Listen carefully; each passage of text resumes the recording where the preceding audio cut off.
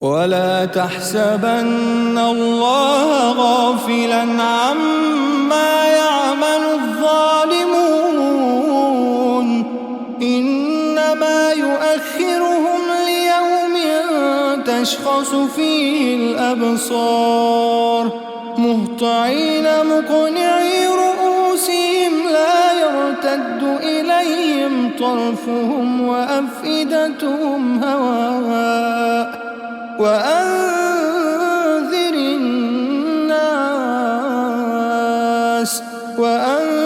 الناس يوم يأتيهم العذاب فيقول الذين ظلموا ربنا أخرنا إلى أجل قريب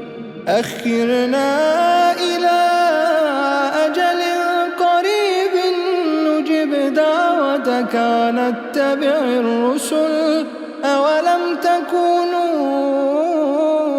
أقسمتم من قبل ما لكم من زوال وسكنتم في مساكن الذين ظلموا أنفسهم وتبين لكم كيف فعلنا بهم وضربنا لكم الأمثال وقد مكروا مكرهم وعند الله مكرهم وإن كان مكرهم لتزول منه الجبال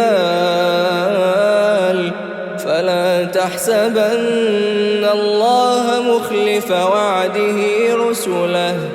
إن الله عزيز ذو انتقام